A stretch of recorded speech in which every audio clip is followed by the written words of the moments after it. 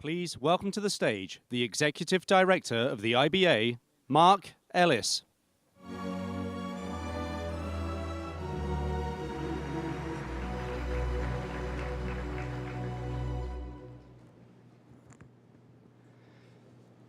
Our keynote speaker has been described by Canada's leading current affairs magazine as, quote, charming, powerful, and the global economy's best hope. She has 5.9 million followers on Chinese social media alone, more than David Beckham, and 6 times more than Apple chief executive Tim Cook. Time magazine listed her this year for the 4th time as one of the world's 100 most influential people. IMF Managing Director Christine Lagarde was born in Paris in 1956. She grew up and attended school in northern France, but also attended Holton Arms School here in the United States, nearby in Bethesda, Maryland, on an American Field Service scholarship. She graduated from law school at University of Paris and obtained a master's degree from the Political Science Institute at Aix-en-Provence. After being admitted to the Paris bar, Madame Lagarde joined the international law firm of Baker McKenzie as an associate.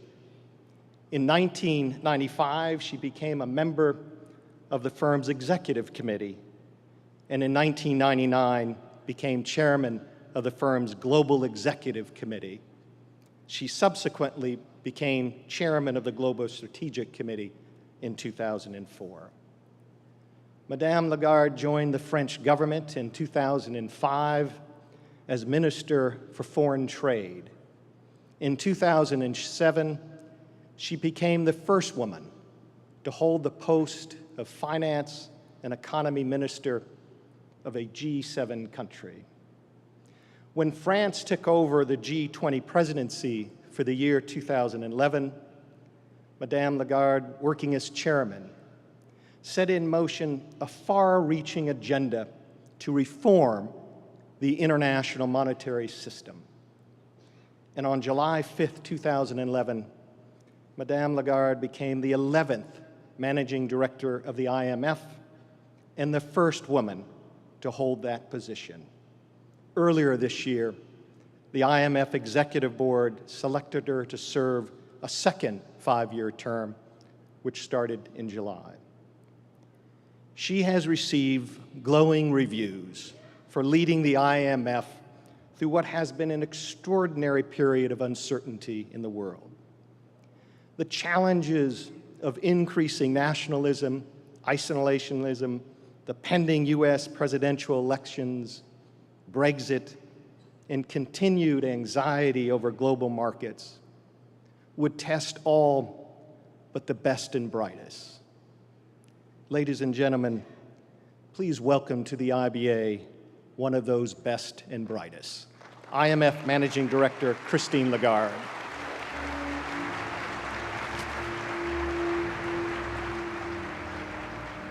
This is way too much.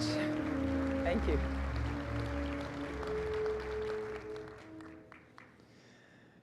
Well, what a glowing introduction. Bonjour, ni hao, hola, kalispera, and good afternoon to all of you.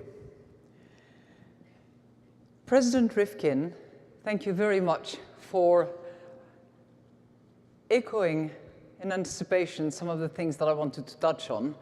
And Mr. Ellis, I couldn't be asking for a more flattering introduction than yours. I simply object to the fact that you mentioned my birth date, but that's okay. To all of you, thank you very much for accepting me back in the profession. Ever a lawyer, lawyer forever, and I'm very proud to have been part of your profession.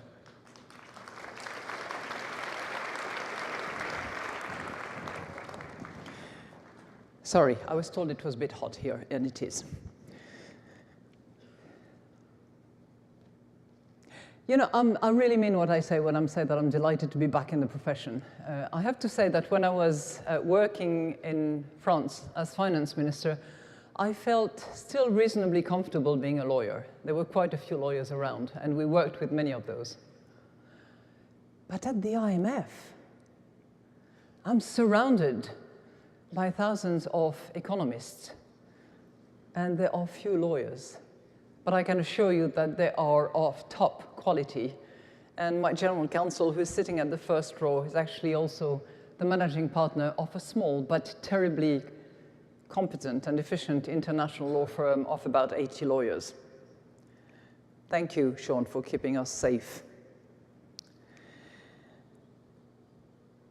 Of course, as members of the IBA, you're not just lawyers, you are also internationalists.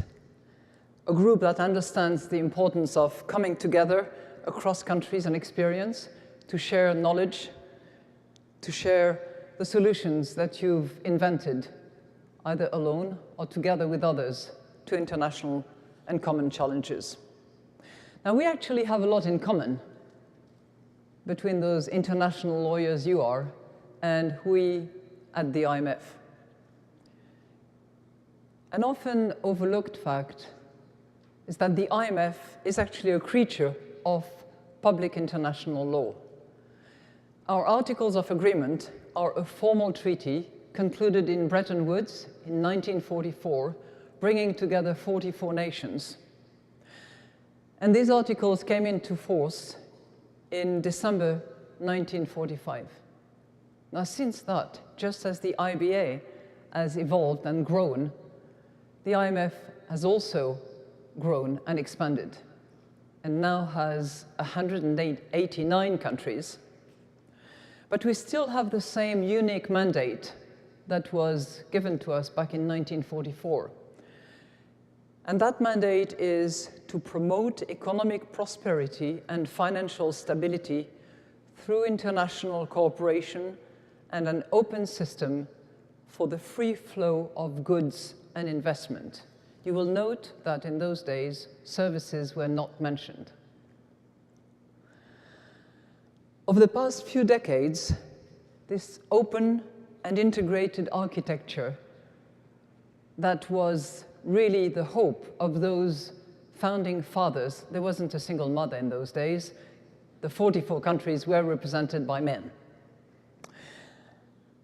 That open and integrated society has worked well. And today we can assume and claim that it is net positive.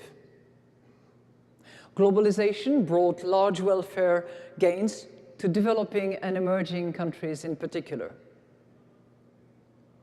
But it has been a double-edged sword. The shift in global production has also meant job losses, massive changes in the industrial mix of many countries, particularly the advanced economies. And it has also created not just those job losses, but even in those countries where jobs were gained and progress was made, massive environmental damage. In fact, while inequality across countries has fallen significantly in recent years, it has generally increased within countries, with a few exceptions, notably in Latin America, but starting from a very low base. We've recently seen some good news coming out of the US numbers for 2015, an uptick in median household incomes. But if you look at the longer-term trends, it has been a lot less favorable, especially for middle-income families who have seen their income shares in total income shrink from 47% in 1970 to 35% in 2014. And that loss of income at the middle class level has been almost fully offset by the increase in the share of high-income families. Now, in these circumstances, it is not surprising to see a growing backlash against globalization, especially in industrialized economies, because that debate that we are experiencing in our advanced economies is not taking place in many of the emerging market economies, nor in the low-income countries. Coming on the heels of the financial crisis, this backlash has evolved into a deeper problem, a growing gap in trust, notably trust in institutions. And I think it is particularly relevant for the lawyer's profession, because when you see clients, when you listen to them, when you understand their wish, when you help them with contractual terms, when you draft a mergers agreement, or just simply a contract, you're effectively merchants of trust. And that trust is in high demand and probably short offer, if we are to believe the various barometers and surveys that we see here and there. A key factor fueling this trust is corrupt and unethical behavior, whether it's actual or perceived, and in both the public and the private sector. Think not only of Bernie Madoff or the LIBOR rigging, but also, as you just mentioned, President, the FIFA scandal that literally rocked the world of sports, or the travails of Petrobras, which nearly engulfed an entire government and a political system. So both the actual behavior and the perception that there is corruption can be highly corrosive to society. And this has contributed, naturally, to growing support to populist voices and populist policies. Addressing corruption and unethical behavior involves not only improving the quality of the legal framework, but also the quality of the individuals who implement and operate within that legal framework. You quoted Cicero. I'll move to Greece. More than 2,000 years ago, Aristotle believed that the central preoccupation of political science should be about, and I quote, forming its citizens to be of good character and capable of noble acts. C'est l'honnête homme du XVIIe siècle. It's the caballero, and I'm sure that in any of your countries and cultures, you will find those characters. So today what I would like to do is focus on, I have to speak about the economy. I'm tempted to do something else, but no, I have to resist. Talk about the macroeconomic consequences of corruption in its many forms, why it matters to us, economists, and what the IMF is doing about it. And there's maybe a little chapter that we can open as to what the IMF and the IBA could together do about it.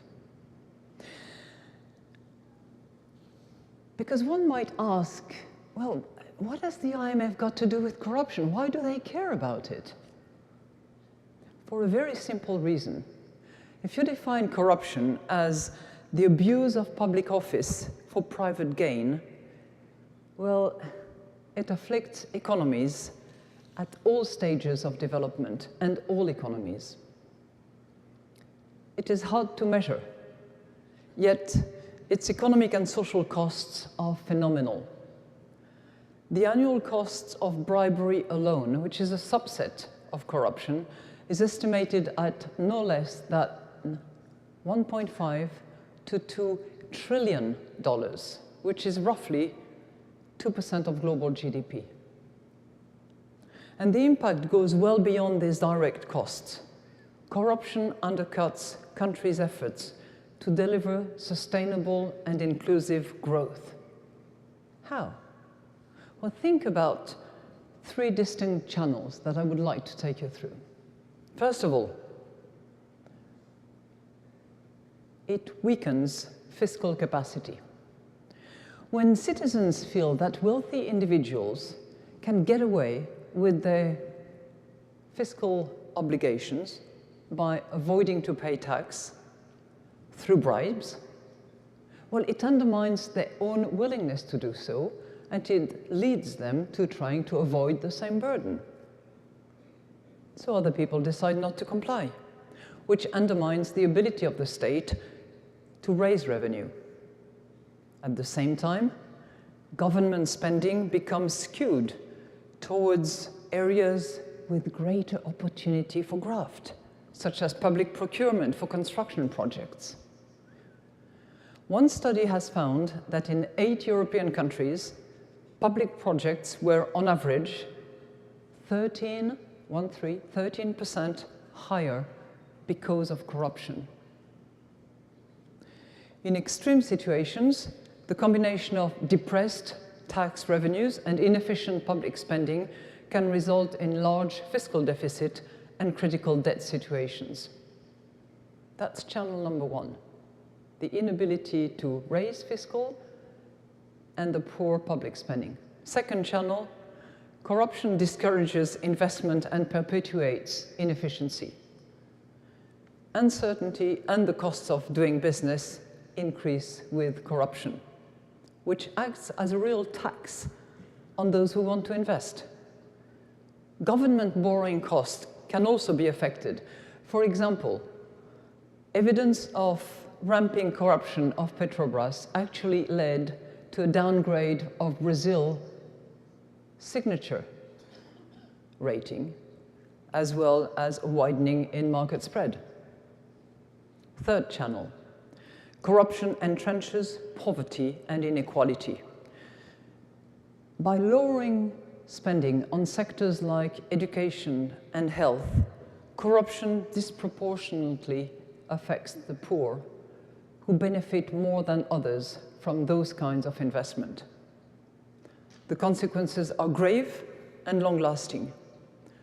By some estimates, child mortality rates are 1/3 higher in countries with high corruption, and infant mortality rates are almost twice as high. As Pope Francis also said, corruption is a cancer on society. So the IMF should be concerned about it.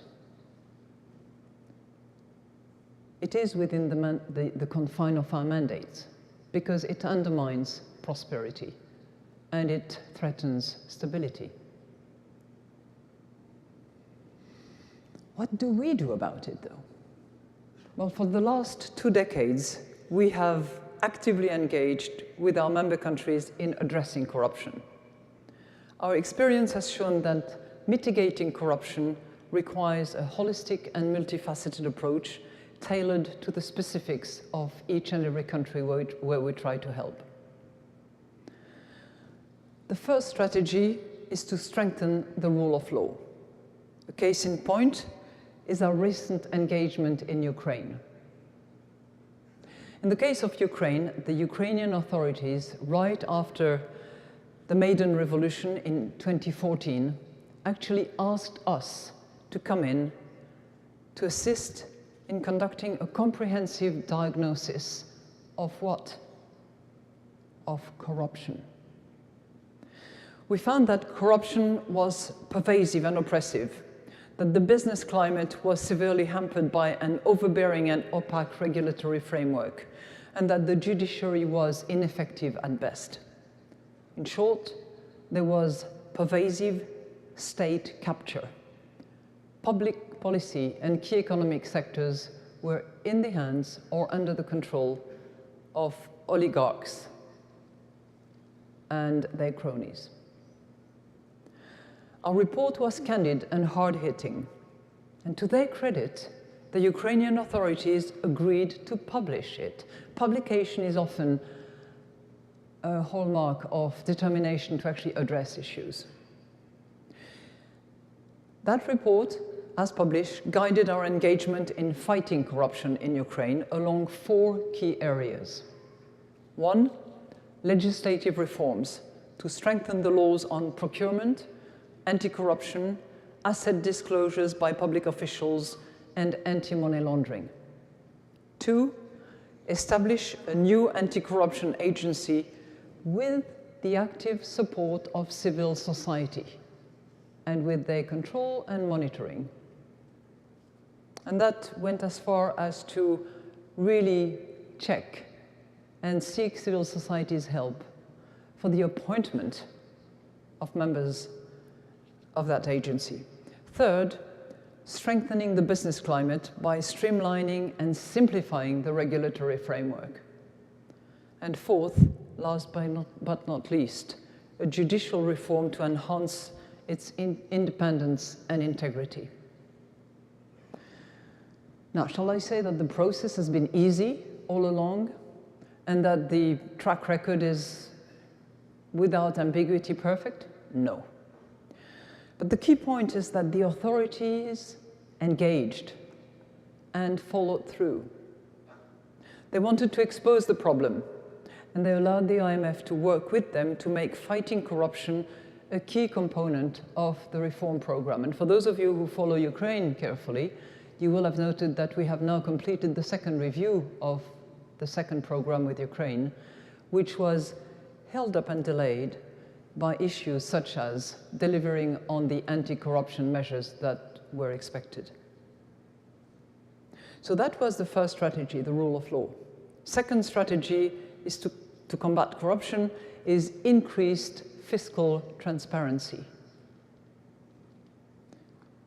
In this area, we have established international standards through a revised fiscal transparency code. And we use the code as a basis for evaluating practices of member countries against these standards upon their request. For example, in Albania, the assessment found that over 250 public corporations with liabilities equivalent to 30% of the GDP of the country were just not included in published fiscal reports. Not only were there special purpose vehicles, but they were not even there or reported about. Another area of transparency is that of anti-money laundering. For almost 15 years now, the IMF has provided advice to our members on the design of frameworks and institutions to combat money laundering. It has also helped to press countries' compliance with anti-money laundering standards that are issued by the Financial Action Task Force. Now, of course, these standards have taken on added significance given the recent disclosures, such as in the Panama Papers. These leaks gave us a window into the scale of global financial secrecy and the opportunities for illicit behavior.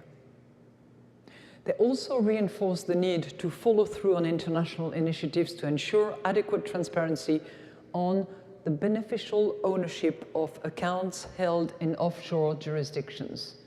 Some of you dealing with tax will have heard about BEPS, will have heard about the automatic exchange of information. The latest, and at the moment, the ultimate goal and obstacle to overcome is that of the beneficial ownership of certain entities. We have been recommending greater transparency in this area in a wide range of countries, including Belize, Cyprus, Greece, and of course the United States. As one of the lawyers on screen earlier on said, clients are changing, the world is changing. And while Stendhal used to say that he wouldn't like to live in a world where there would be no shadow, shadow is shrinking, and probably for the better. So much for the public sector. What about the private sector? Now, clearly, the private sector plays an important role because whenever a public sector agent receives a bribe, there is a private sector agent to give the bribe. And even when the public sector is not involved, unethical behavior in the private sector can have devastating consequences. It's the case across the board, but it's particularly true in the financial sector, which is the one with which we at the IMF deal quite a lot. Few would disagree that unethical behavior and excessive risk-taking in the financial sector played a major role in precipitating the global financial crisis, which a few countries are still in the process of recovering from. It is not just a matter of fraud, as was emphasized by the Archbishop of Canterbury, who attended one of our International Monetary Fund annual meeting conference panel discussion. It is not a matter of fraud because of the impact that the financial service industry can have on the economy. Excessive risk-taking is unethical, even if it does not involve fraudulent behavior. And that is because of the very special nature and role of the financial sector and the financial service industry. The goal of the financial industry must be not only to maximize the wealth and the return for its shareholders, but it is also to serve society by supporting sustainable and stable economic activity. And as a result of that, by the way, it often benefits from this implied guarantee by the sovereign, which is in and of itself a bit of an issue because of that very close link between financial service industry players and sovereign states. But when it's all right if the financial sector keeps as its compass the duty that it does to society. But when the financial sector subordinates this core responsibility to its own self-interest, there is clearly high risk of ethical violations. A further problem is the perception of impunity. Think, for instance, of the whistleblower who refused to accept his share of the $16.5 million award from the US Securities and Exchange Commission in protest for the lack of government action against illicit behavior of senior bank executives. So what can we do? Well, just as with corruption in the public sector, addressing unethical behavior in the financial industry requires mutually reinforcing strategies. A good place to start is better regulation and supervision. The IMF has been actively calling for more intrusive supervision following the crisis, and we support the excellent work that is done by some of the regulators and supervisors around the world to actually do so. Our own work has also shown that changing incentives related to compensation practices can help realign financial rewards with long-term performance of the firm. For example, financial authorities in the United Kingdom have issued regulations allowing remuneration to be clawed back in cases of misconduct by senior executives over an extended period of time. So in both areas, public corruption and unethical behavior, the rule of law plays a key role in creating incentives. A credible threat of prosecution is also important. But regulation in and of itself will not suffice. Because we also need people who agree with the intent and purposes, not those who simply will check the box or click the box and feel that they have complied.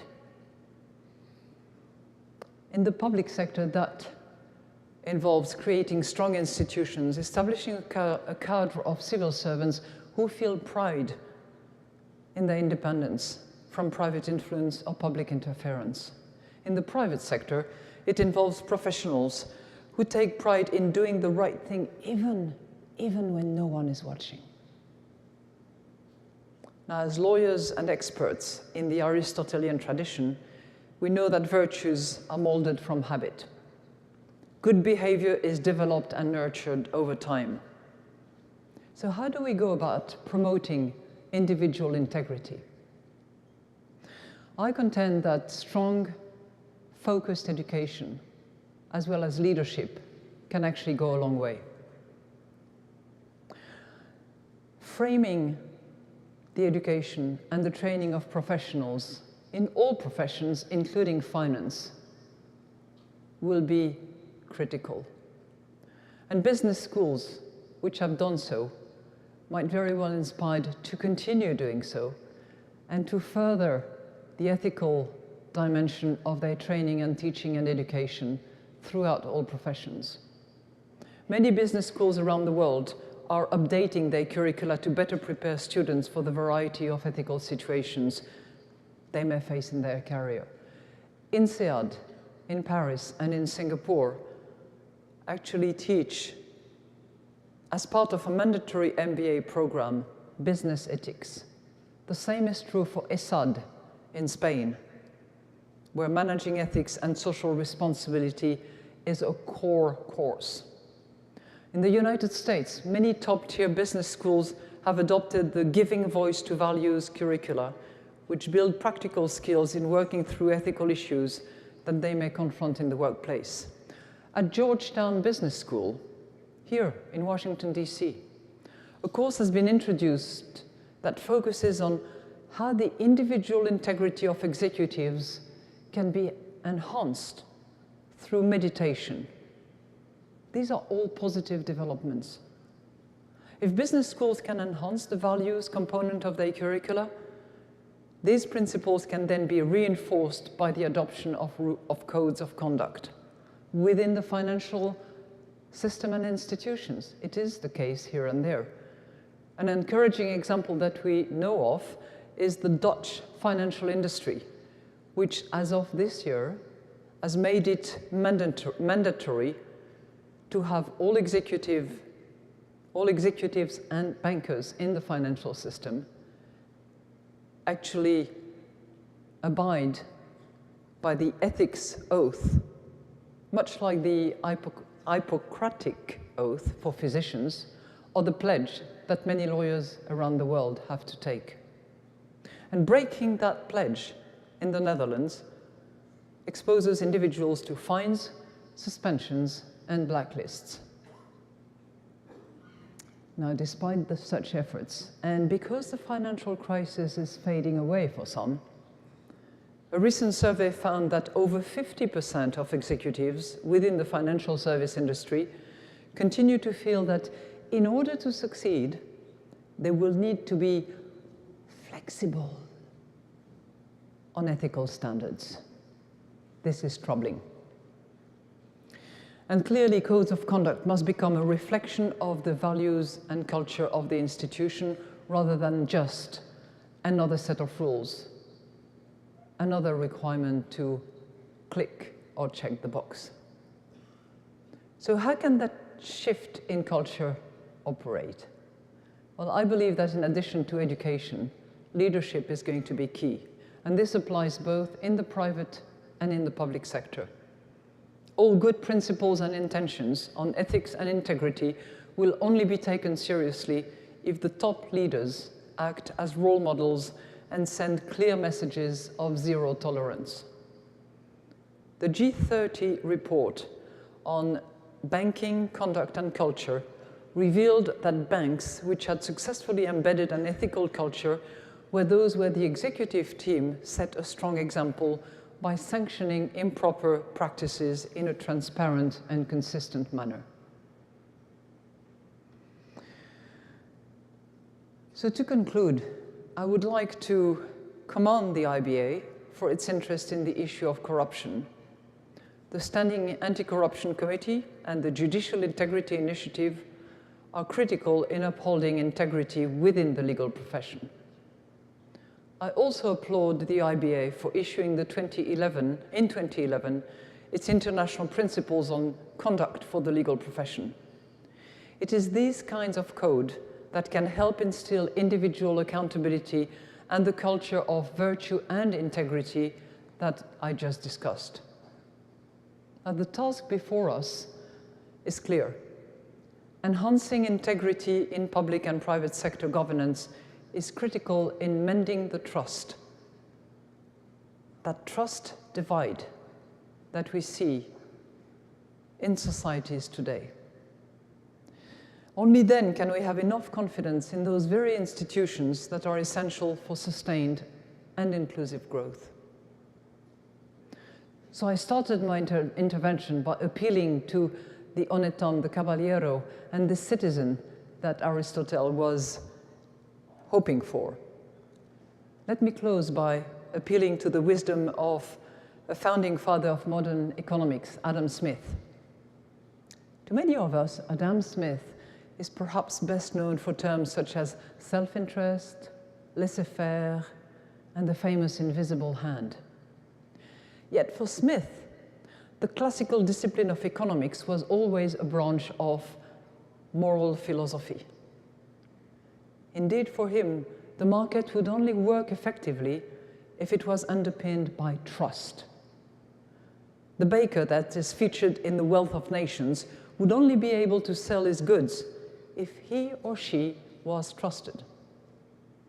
In his Theory of Moral Sentiments, published in 1790, Smith elaborated on the importance of trust and good citizenry. As noted by him, I quote, "Concern for our own happiness recommends to us the virtue of prudence. Concern for that of other people, the virtues of justice and beneficence.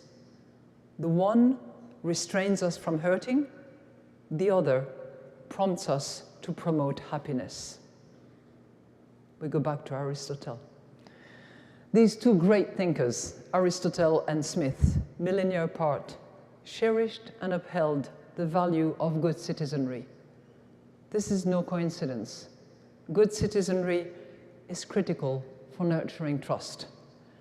And that is the glue that hold economic systems together and ultimately societies together. And I believe that in that particular field, both lawyers and economists alike have a duty to society.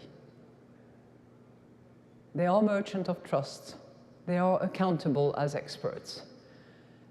And Mr. President of the International Bar Association, I would certainly be delighted if the IMF and the IBA could collaborate and work together in relation to eradicating corruption and making that trading of trust and being accountable to all our joint effort. Thank you.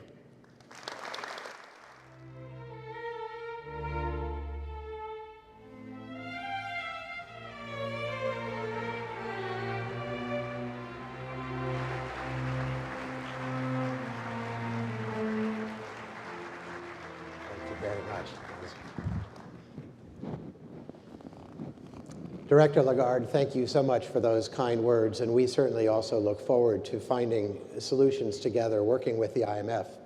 One could be potentially in the area of judicial corruption. I mentioned our Judicial Integrity Initiative, which we began for two reasons. One is that when there is judicial corruption, lawyers are involved, and we feel it's our responsibility. The other, more importantly, is that judicial corruption undermines efforts to fight corruption in other aspects of both public and private sector.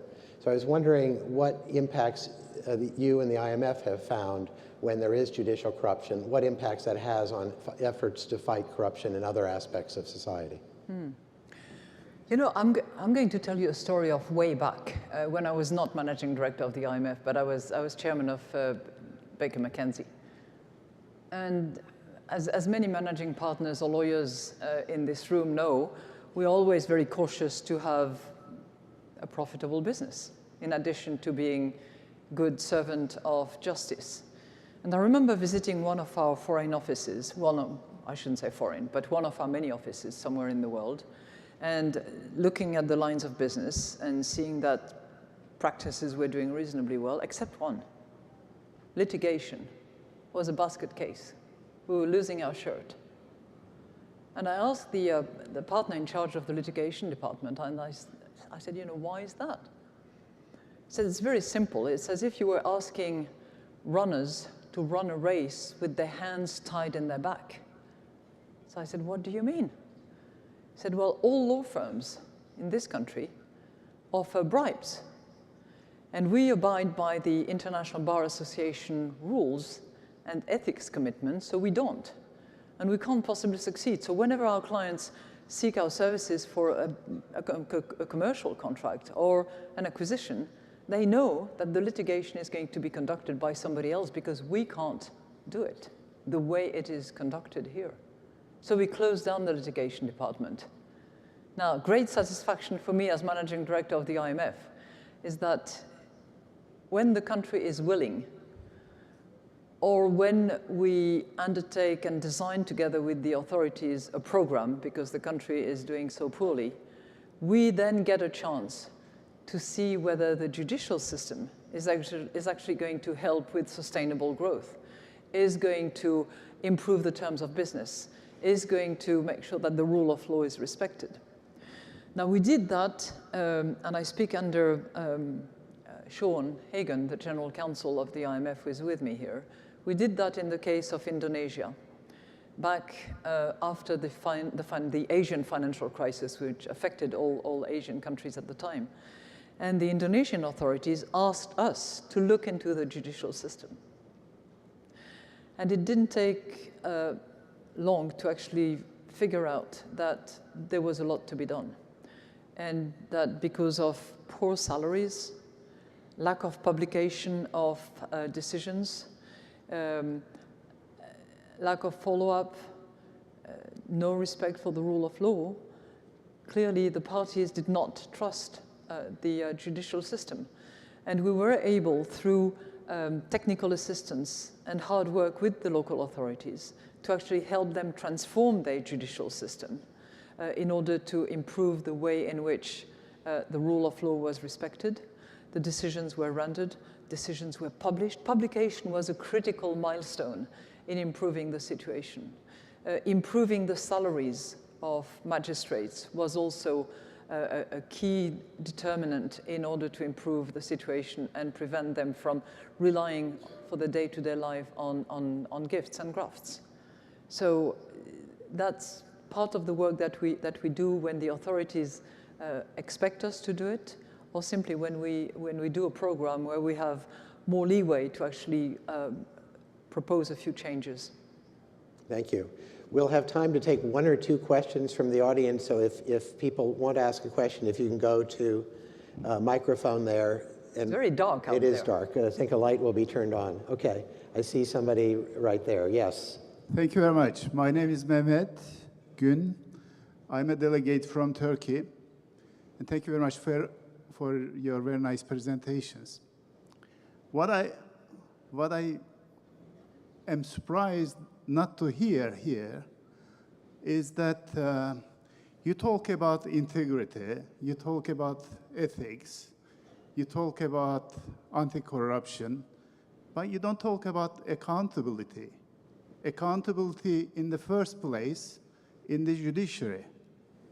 Why don't you look at it from a wider perspective and say that unless the rulers are made accountable by truly accountable judiciary, none of these could happen. All things could remain to good education, good faith, and probably good leadership. Thank you. I would like to ask you to maybe given our time, speak on this. Thank you. Thank you.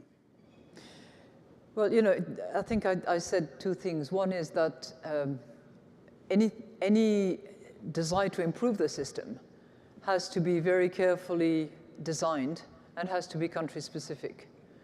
And you don't improve the system in the same way when you deal with Ukraine or when you deal with Albania or when you deal with Greece. I would submit that the accountability of rulers in many instances, not all, but in many instances, is to the people.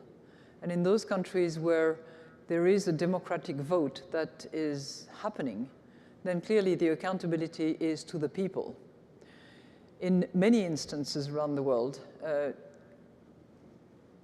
rulers or those who have been elected or who have been appointed enjoy a particular status during the life of their duty and during their term, and then return to their sort of normal citizen status. So I see accountability as, you know, of a different nature, while in office, where accountability is to the people who've elected or designated, and then accountability ex post when normal citizenship returns. Thank you. We'll take one more quick question. We've got a slightly more straightforward question. While ultimately it's a matter for the British government, I wondered whether, in the context of economic stability, the IMF had a considered position on the timing of the pressing of the Article 50 button so far as the UK was concerned. And actually, if I could expand that question a bit, I think that's a very important question. But you also talked about the backlash against globalization, the populism that has risen. The Economist magazine last week called it truth-free politics, which is taking over the world, including, I'm afraid, in the United States. What impact do you see all of those together happening on the world economy, including the Brexit? You know, there are two things that we see at the moment. One is the impact of uncertainty, and what you just referred to falls in that category. The more uncertainty we have, the longer it lasts, the more difficult it is going to be for economic actors, for whether they're consumers, investors, savers, or otherwise, to actually know where to be, where to invest, where to hire, where to consume, and you know, essentially how to organize their life as economic agents, wherever they are. The second thing is this globalization focus, which I hope will be based on rational analysis and rooted in facts, and not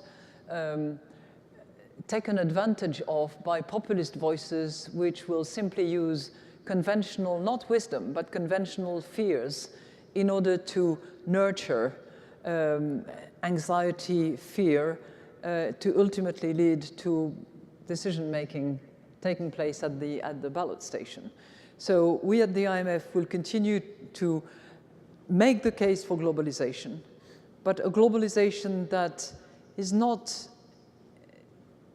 one face of globalization, but has two faces.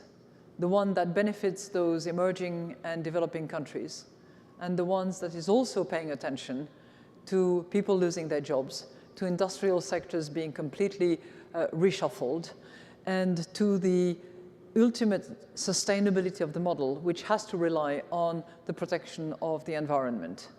I think, you know, whichever economy you belong to, you can see benefits and downsides. And I think the downsides need to be addressed in a much more forceful, but also much more rational way. We're not going to remedy the damage to the environment, the job loss, and the industrial complete revolution, whether it's the fourth or the next one, but certainly digital and artificially intelligently fueled by you know, bombarding slogans. We need to analyze it deeply and make sure that we have policies, budgets, redistribution, and attention paid to those who are not necessarily equipped to reap the benefits of globalization. That's a task for us, and we will take it to heart. Thank you. That is wonderful. I would like all of you to join me in once again thanking Christine Lagarde for addressing us today.